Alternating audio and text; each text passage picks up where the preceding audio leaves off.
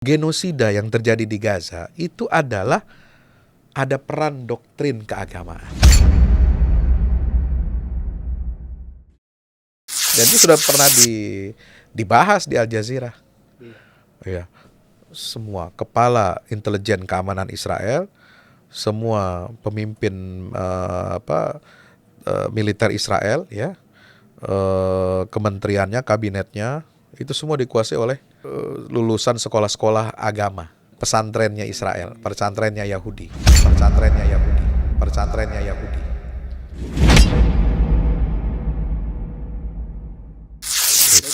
sangat konservatif. Konservatif. Nggak ada negara paling konservatif secara agama di dunia kecuali dua, Israel dan Iran. Iya. Terus Ahlus Sunnah, kita kalau mau pakai agama dibilang radikal, capek deh, ya kan? Kita kalau mau pakai ideologi Islam, kita dibilang ekstremis, teroris. Oh, mereka lebih dari itu.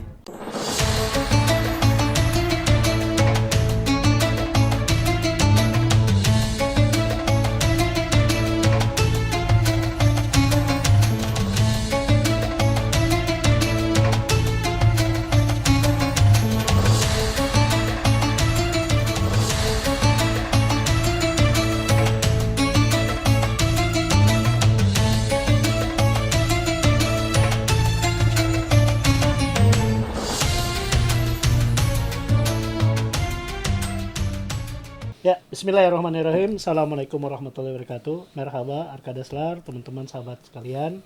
Jumpa kembali bersama podcast Usmani bersama saya Akmal Junmiadi, YPU Edukasi di episode yang ke-7.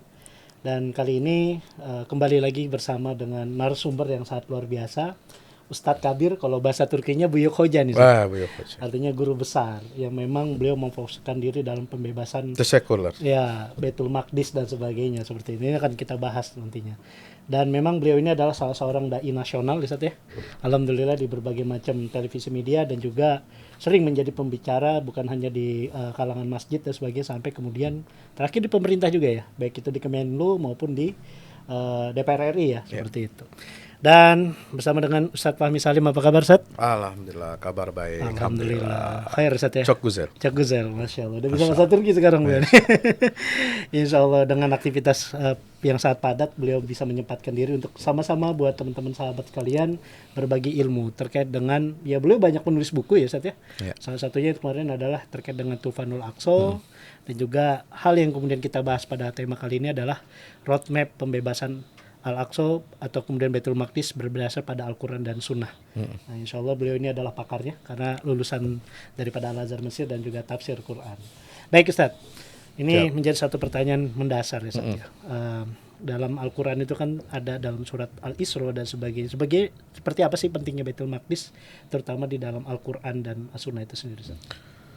Masya Allah. Bismillah, wassalatu wassalamu ala Rasulullah, amma ba'du. Luar biasa ini Mas Akmal, kepeduliannya terhadap isu Baitul Maqdis ya. Siap. Karena memang hubungan antara Ottoman dengan Al-Aqsa ini sangat spesial.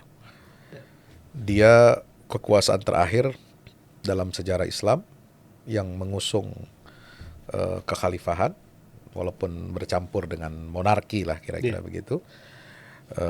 Dan Ottoman ini menghadapi konspirasi besar global ya, dari upaya-upaya pihak musuh untuk bukan tujuan mereka itu bukan untuk menghancurkan Ottoman sebenarnya, tapi tujuannya untuk merebut Baitul Maqdis. Luar biasa kan?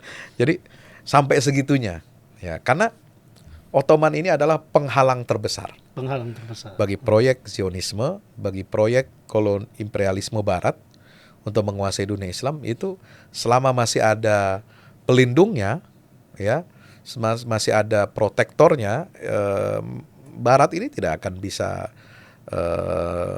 melenggang bebas ya untuk merebut Baitul Maqdis, merebut Palestina dan menjajah dunia Islam. Nah, karena ada Ottoman ini, maka otomatis dia harus disingkirkan, kira-kira begitu. Nah, jadi kalau dalam Al-Quran, kalau dalam Sunnah ini, bahkan di periode Mekah itu Allah sudah menyinggung Ya, ini baru awal-awal dakwah Nabi ini sudah disinggung apa? Misalnya surat At-Tin, Wattini wazaitun wa turi sinin wa hadzal balil amin. Itu kan disinggung nama-nama tempat dalam sumpah ayat yang pertama sampai ayat kedua. Demi tin, demi buah zaitun, demi Tur Sinai, demi negeri yang aman ini yaitu Mekah. Kenapa? Tur Sinai disebut tempat, Mekah disebut tempat, dan yang dua pertama itu disebut At-Tin dan Zaitun. Gak mungkin dong tidak selaras. Yep. Nah, dia secara keilmuan, secara tafsir dia harusnya selaras. Ketika menyebut ini dari 1, 2, 3 sampai 4 mesti dia selaras.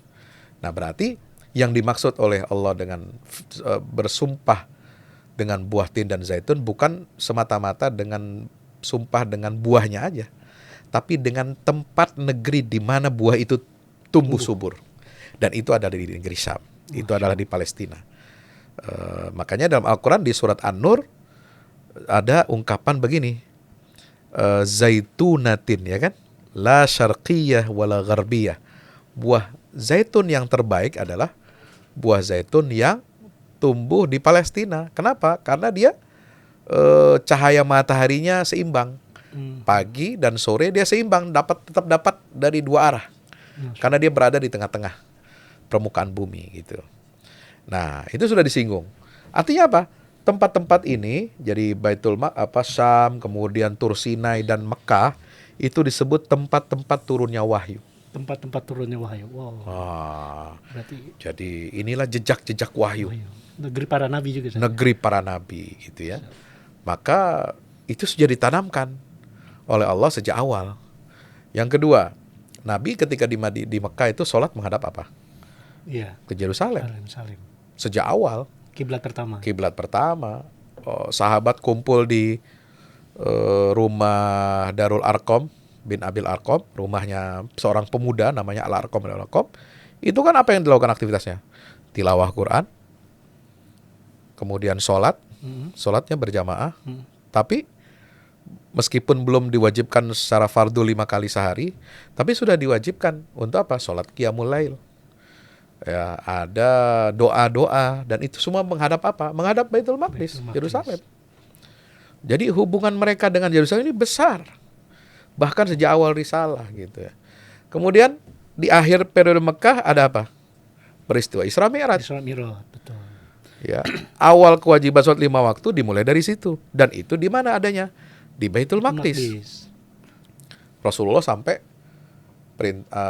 mencontohkan bahwa dia tidak tidur setiap malam sebelum membaca surat Al-Isra. Oh, itu menjadi satu rutinitas. Jadi rutinitas. Itu kata siapa? Kata Ibunda Aisyah. Jadi kita jangan cuma baca surat Yasin, Bos. Siap. Nah, kalau di NU kan surat Yasin mulu di kebet, ya kan? Atau Al-Kafian aja gitu. Surat Kafiyah aja. Nah, sekarang tambah dengan surat Al-Isra. Surat Al-Isra, cobain. Seminggu sekali boleh, nanti bertambah bisa 2 hari sekali, bisa setiap malam. Ya. Kenapa Al-Isra ini? Wah, luar biasa. Itu kalau saya menulis rahasia tadabbur surat Al-Isra ini dalam buku terbaru saya nanti akan terbit nanti tentang kisah-kisah Al-Quran, itu luar biasa. Jadi intinya lah, nggak usah panjang-panjang ya. Sejak itulah kecintaan Nabi dan umatnya itu tertuju ke Baitul Maqdis. Apalagi waktu itu Masjid Al-Aqsa kan dalam penjajahan. Iya, masih dijajah Romawi ya. Romawi. Nabi datang ke sana hadir itu kan secara fisik dan ruh memimpin sholat para nabi dan rasul.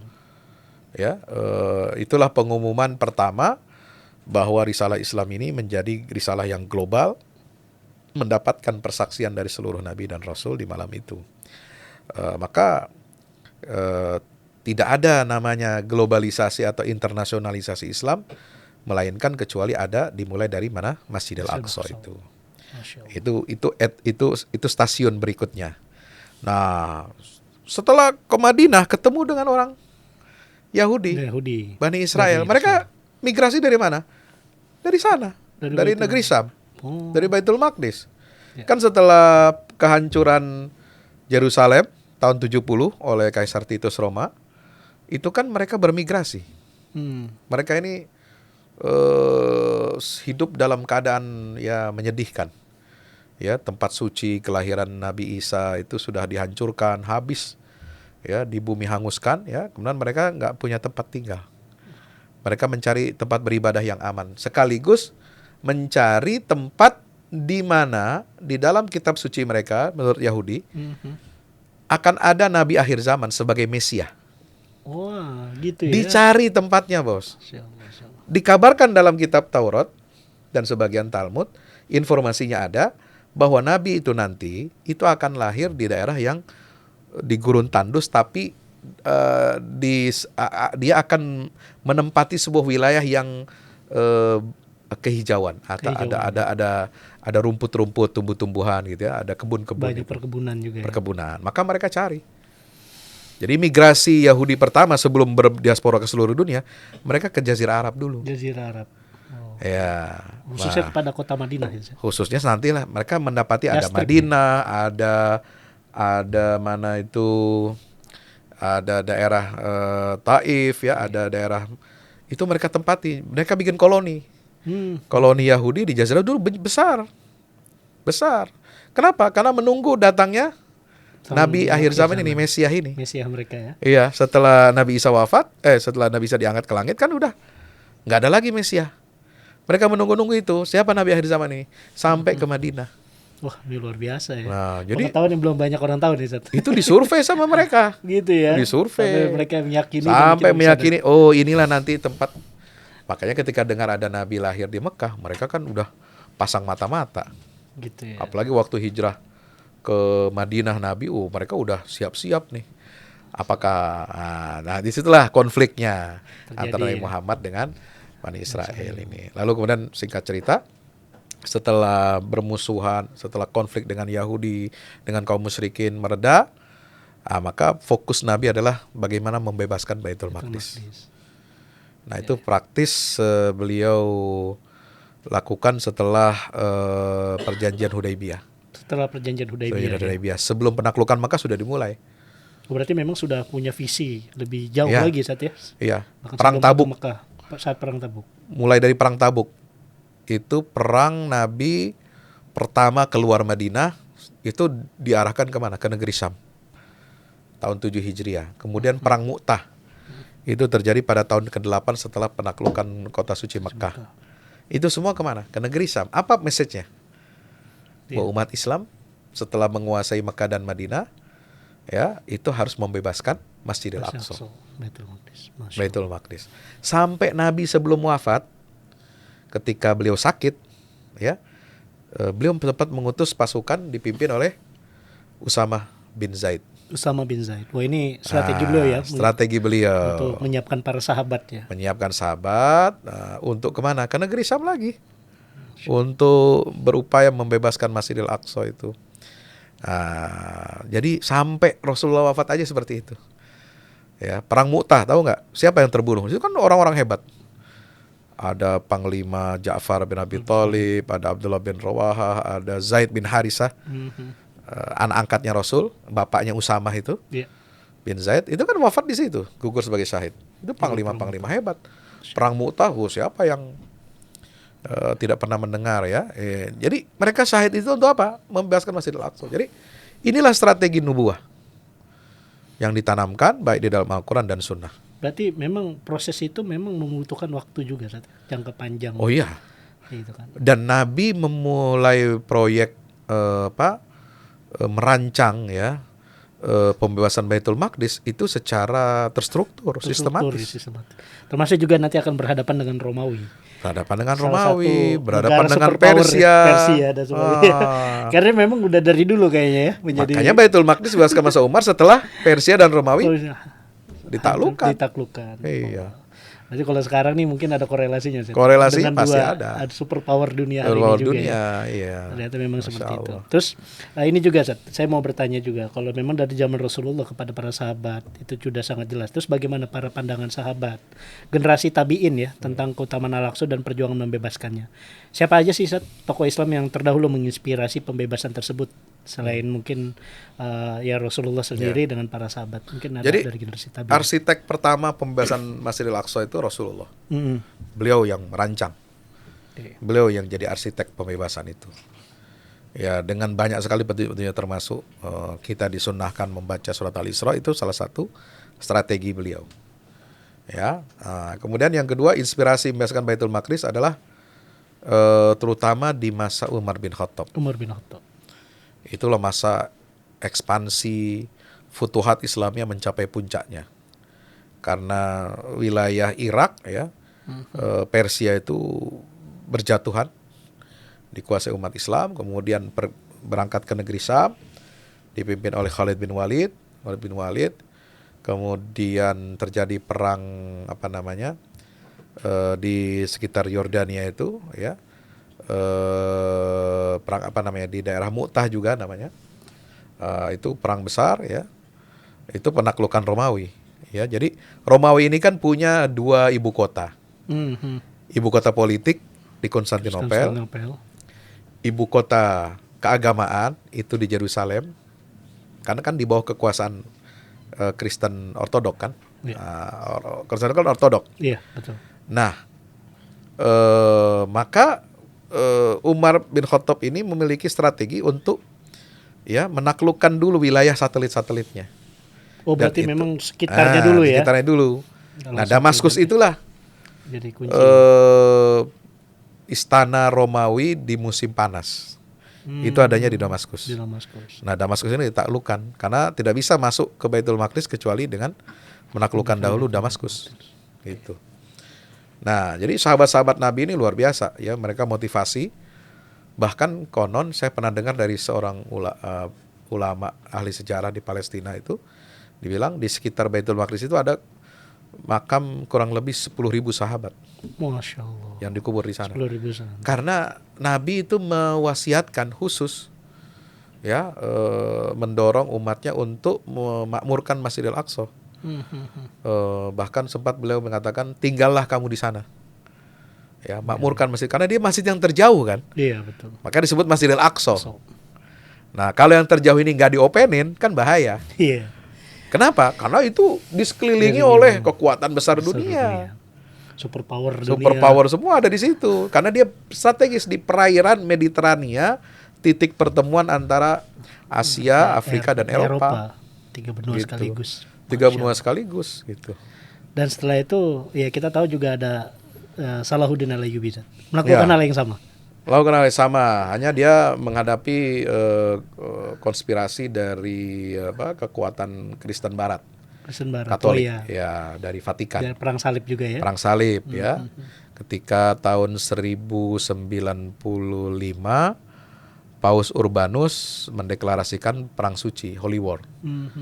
Dari sebuah kota kecil di Prancis namanya Clermont. Clermont. Ya, tapi nggak tahu apa hubungannya dengan nama toko roti sekarang di Jakarta. Iya. Tapi itu dari sana sejarahnya. Tahun 1096 Imam Al-Ghazali itu masih hidup. Itu hidup dia. Dia udah mendengar rencana Vatikan ini untuk menganeksasi merebut Baitul Maqdis. Makanya beliau mengajak para penguasa untuk berhati-hati, untuk menjaga perbatasan, dan dia sempat iktikaf di Masjidil Aqsa itu, mengingatkan umat Islam agar lebih serius menjaga situs suci ini. Karena nampaknya waktu itu ya wajar lah ya,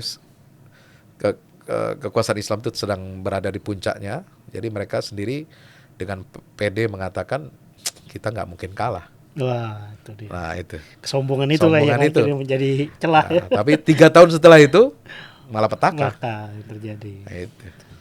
Padahal sudah diwanti-wanti oleh Imam Al-Ghazali. Ya. Ternyata ini buat teman-teman juga yang tahu tentang Imam Al-Ghazali harusnya memahami. Ya. Dia juga sudah memiliki perhatian khusus untuk persiapan Baitul Maqdis ya, daripada serangan daripada pasukan salib. Ya. Oke, terus ya Sat, ini menjadi satu hal yang menarik juga Sat ya. Kalau misalnya dengan konteks kekinian gitu ya. Ini mungkin agak sedikit loncat ya. Untuk konteks kekinian, bagaimana kita bisa mengaitkan petunjuk-petunjuk Al-Quran dan Sirah untuk merumuskan langkah yang konkret nih Sat, untuk membebaskan Baitul Maqdis itu sendiri. Karena kan kita lihat hari ini ya kondisi Palestina, Baitul Maqdis juga dalam kondisi masih yang terjajah oleh Israel dan sebagainya. Ya. Gimana, Ustaz? Kalau hemat saya begini ya, seperti yang sering disampaikan oleh seorang pakar Baitul Maqdis dari Palestina, Profesor Abdul Fattah Al-Awaisi, itu kita ini kelemahannya karena meminggirkan atau menihilkan persiapan ilmu pengetahuan. Sampai Jadi sejak Nakba itu kan tahun 48 ya, 15 Mei, dan sekarang sudah masuk tahun ke-77. Kemarin saya diundang sama teman-teman aktivis Palestina itu peringatan 77 tahun peristiwa Nakba di Hotel Borobudur ya. Kedutaan Besar Palestina mengadakan itu, menggandeng Menteri Kebudayaan Pak Fadlizon. Itu kan sejak peristiwa Nakba itu fokus utama bangsa Arab dan pemimpin Arab apa? Melawan Zionis dengan militer. melawan Zionis dengan militer. Iya betul itu ya. Melawan Zionis dengan upaya kekuatan diplomasi. Apa hasilnya? Ya, kalah. Langsung kalah itu. Karena kondisi umat Islam tidak siap. Iya. Kenapa tidak siap? Akidahnya tidak siap. Akidah itu harus dibangun dari mana? Ilmu pengetahuan. Makanya disitulah ada perlunya, dan kita harus menomorsatukan i'dad ma'rifi. Persiapan ilmu pengetahuan sebelum persiapan militer, sebelum kita berupaya diplomasi. Oke. Kalau nggak ada ilmu pengetahuan, ya militer. Nah, contohlah sudah pengalah, sudah berapa kali perang Arab Israel, hasilnya kita kalah terus. Betul. Ya bukan kita, lu aja deh. Maksudnya Arab gitu, kalah gitu kan. Kenapa? Yang diusung nasionalisme, sekuler, sosialisme, Arab, pan-Arabisme sebagainya. Habis. Nihil pun hasilnya Nihil. juga nggak ada. Sampai ada seorang ulama namanya Syekh Sa'rawi, itu dia sampai sujud syukur ketika tentara Arab tahun 67 kalah lawan gitu, Israel. Zat, ya? Sujud syukur, Bos. Kenapa? Coba kalau menang. Nauzubillah katanya. Ini sosialisme Arab bakal jadi berhala baru. Wah. Kenapa? Menang kan? Iya. Dipuja-puja nanti. Untungnya kalah, kata Syekh Sa'rawi ini. Gitu ya. Masya Allah. Kenapa? Karena kekalahan itulah Presiden Jamal Abdel Nasser ini habis, dia kehilangan muka. Dia mati dalam keadaan terhina. Allah. Karena kekalahan itu. Itu. Jadi itulah karena kita nggak mengusung Islam. Sementara Yahudi mendirikan negara Israel. Dia paham agama ya. pakai agama. Doktrin agamanya kuat. Iya. Walaupun menurut kita itu doktrinnya akal-akalan, palsu, ayat kitab sucinya macam-macam lah ya. Tapi faktanya mereka pakai itu. Mereka pakai agama ini sebagai motivasi mereka untuk merebut wilayah Palestina, untuk menghancurkan Masjidil Aqsa, untuk membangun the third temple of Solomon gitu kan. Kuil Solomon yang ketiga kan mau dibangun. Apa dasarnya? Ya ayat suci mereka. Iya betul. Keyakinan agama. Semua tokoh-tokoh pendiri Israel bilang, kami bikin negara Israel ini tidak ada tujuan lain kecuali untuk membangun kuil Solomon yang ketiga. Pemahaman dari nggak ada itu, kita nggak ada. Iya. Terus kita mau hadapi dengan apa? Nah, ini kan berarti kan perang narasi. Iya. Perang narasi itu berangkat dari apa? Sebuah doktrin keyakinan yang kuat. Kalau umat Islam nggak punya narasi yang kuat untuk melawan Zionis, ya selesai kita. Ya udahlah, damai aja. Ya udahlah, kita dapat 10% wilayah Palestina. Ya udahlah terus gitu kan. Ya udahlah habis. Masih Al-Aqsa aja secara de facto kan sudah dikuasai Israel. Betul. Cuma mereka masih ewu aja, masih nggak enak aja gitu ya. Buat menghancurkan, mau dibangun itu karena takut. Tapi sebenarnya mereka sekarang udah nggak takut lagi kok. Udah tiap hari dia. Mereka bahkan sudah melanggar, sudah force mau menyembelih sapi merah lah dan lain sebagainya. Bahkan gitu ya. Video-video propaganda terkait dengan penghancuran Baitul Maqdis itu juga sudah sudah marak ya. Sudah marak. Membangun kembali temple. Dan saya meyakini ini bukan cuma bicara peran state, tapi memang peran doktrin agama mereka yang begitu sangat Ya. mengakar. Termasuk genosida yang terjadi di Gaza itu adalah ada peran doktrin keagamaan. Doktrin keagamaan, betul. Doktrin keagamaan. Dan itu sudah pernah dibahas di Al Jazeera. Iya. Ya. Semua kepala intelijen keamanan Israel, semua pemimpin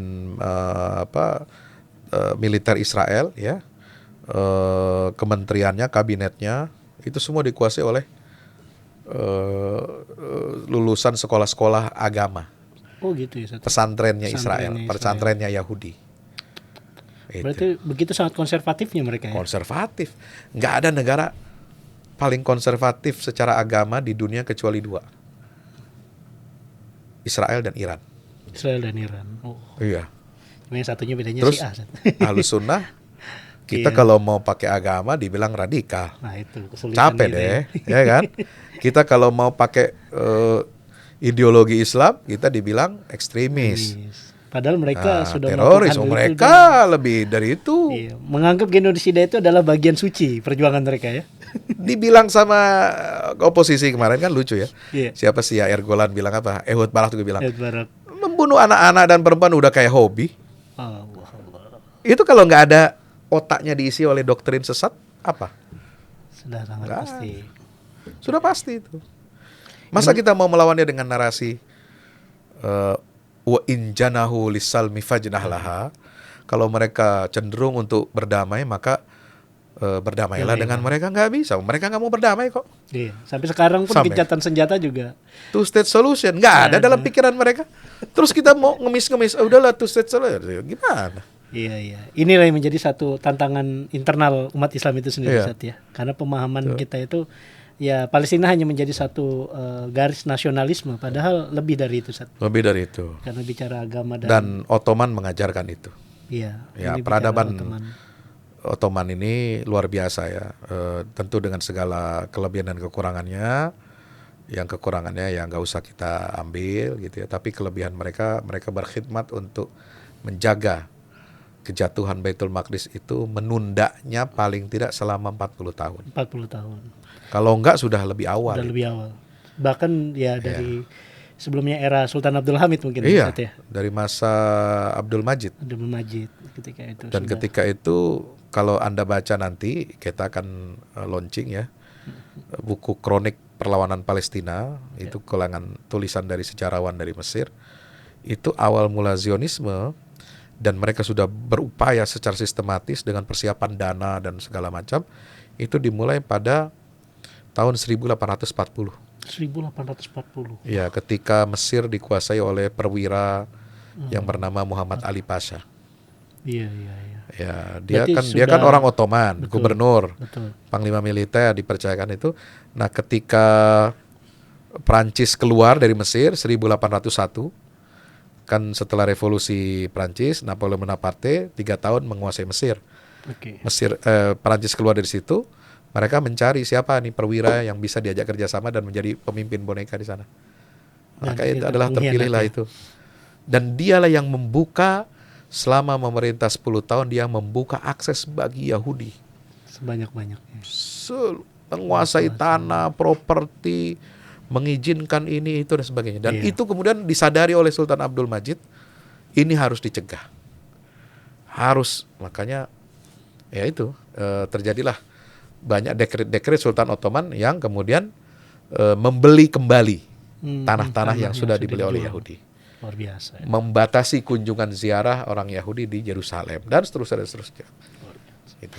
Itu cara yang sudah ternyata disusun dari 2 abad sebelumnya. Iya. Sat, ya. Dari 1840-an. Karena mereka mimpinya kan 3000 tahun. Wah, ingin kembali ke situ. Masya Allah. Jadi Yahudi itu nggak diam ketika mereka dilindungi oleh Kesultanan Ottoman selama berabad-abad sejak Inkuisisi Spanyol, di masa Sultan Kanuni, di masa Sultan Bayazid, Sultan Salim, dan seterusnya sampai Abdul Hamid. Itu mereka nggak diam. Mereka itu ibarat serigala berbulu domba. Siap. Ketika ketika lemah mereka jinak. Dan ketika mereka punya kekuasaan dan mereka melihat kekuatan imperialisme Eropa Barat, bisa ditunggangi untuk mewujudkan impian mereka, mereka akan keluar dengan taringnya. Strategi yang begitu sangat licik ya. Mereka sadar kecil, jumlahnya Yahudi kecil, tapi kan kekuatan Eropa ini besar. Baik. Inggris, Prancis, Rusia, segala macam itu kan. Ini negara imperialis semua. Tambah lagi di abad Perang Dunia Kedua ada Amerika dan sebagainya. Dia pakai itu negara-negara itu untuk mewujudkan impian Yahudi. Baik, saat ini begitu sangat menarik ya. Kalau bicara sejarah mungkin akan panjang dan nggak cukup di satu podcast ini mungkin Zat ya. Iya. Tapi ini menjadi satu pertanyaan terakhir Zat. Kita sebagai generasi muda nih Zat ya. Apa peran kita hari ini dalam melanjutkan roadmap pembebasan Baitul Maqdis yang menurut Antum berdasar pada nubuah dan juga Al-Quran dan Sunnah? Iya.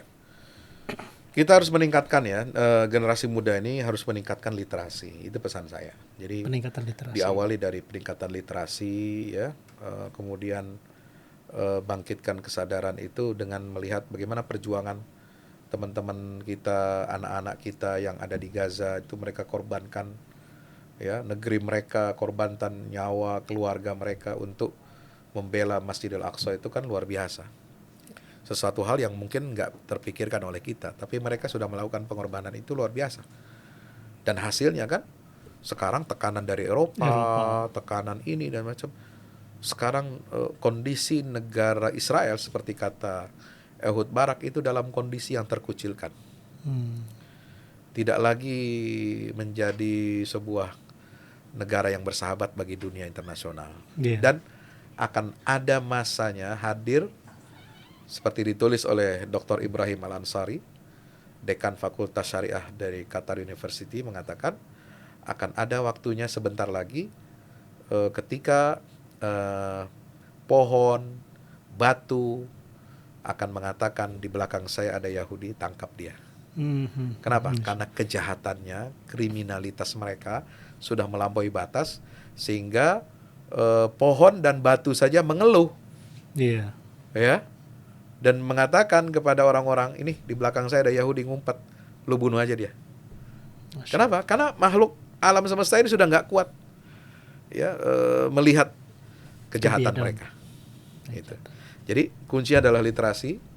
Yang kedua, persatuan umat. Yang ketiga, leadership umat. Ini yang sangat menentukan. Tanpa leadership, umat ini kehilangan pemandu arah. Kalau leadership kita lemah, kita nggak akan bisa ya melakukan tindakan yang berdampak besar bagi pembebasan Baitul Maqdis. Ya, makasih banyak nih Ustaz. Luar Sama-sama. biasa sekali pesan-pesannya buat rekan-rekan sahabat sekalian dimanapun. Bahwasanya kita sebagai generasi penerus ya Ustaz, insya Allah menjadi pejuang juga. Amin. Terutama anak muda ini untuk kemudian kembali lagi bisa meningkatkan literasi kita, meningkatkan persatuan kita. Dan yang ketiga, mempersiapkan leadership, Persiapkan diri. kepemimpinan. Karena pembebasan Al-Aqsa saya yakini atau kita yakini tidak hanya bisa dilakukan oleh 1-2 orang, Betul. secara berjamaah tentunya. Dan ini menjadi satu statement yang kalau menurut saya sangat luar biasa dari Ustaz Fahmi Salim. Semoga ini bisa menjadi satu pencerahan buat kita semua. Amin amin ya rabbal alamin. Baik, saya rasa ini dulu Ustaz dalam podcast yang Dan teman-teman anak muda harus bangga. Gimana Ustaz? Bangga gimana Ustaz? Harus bangga. Antum ini hidup di zaman pembebasan Baitul Maqdis. Masya Allah. Insya Allah. Harus jadi bagian itu. Harus bagian. Insya Allah. Ayo, jangan lupa bergabung dengan kita. YPU. YPU. Persahabatan Islam Utsmani. Amin, insya Allah. Kita bergerak berani untuk Apa bela itu berani? Palestina. Barisan relawan Utsmani Indonesia. Allahu Akbar. Masya Allah. Untuk kembali menghidupkan lagi Amin ya Rabb. sejarah perjuangan para pendahulu kita. Terima kasih. Billahi taufiq, kurang lebih Assalamualaikum warahmatullahi wabarakatuh. Waalaikumsalam warahmatullahi wabarakatuh. Terima kasih banyak. Barakallahu fiik.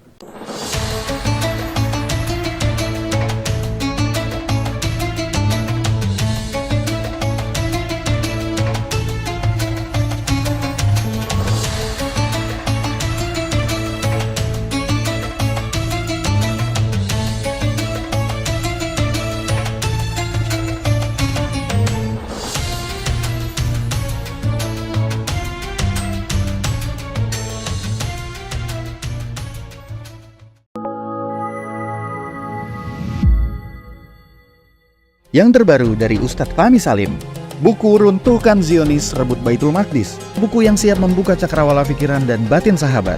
Sudah bisa dipesan sekarang juga. Hasil yang dicapai para mujahidin dalam pertempuran Badai Al-Aqsa 7 Oktober 2023 memiliki arti penting ataupun nilai strategis, bukan hanya dalam pembuktian bahwa kekuatan Israel bisa dikalahkan bahkan oleh pihak yang memiliki persenjataan jauh di bawahnya, melainkan juga dalam menyadarkan dunia Islam, terutama para pemimpinnya yang memilih menjadi penonton ketimbang membantu sesama saudaranya. Buku ini adalah salah satu bentuk dukungan dan ikhtiar dengan niat berjuang bersama-sama dengan mujahid Palestina. Tak sekedar memberikan informasi, membeberkan fakta atau data kepada halayak di Indonesia. Buku ini juga hadir untuk meluruskan tudingan bahkan fitnah terhadap para pejuang di sana. Betapapun kita berada jauh dari Al-Quds, melalui buku ini kita akan dapatkan bagaimana kita bisa memperoleh pahala yang sebanding dengan para pejuang di garda terdepan di negeri perlawanan Palestina. Dapatkan buku Runtuhkan Zionis Rebut Baitul Maqdis segera.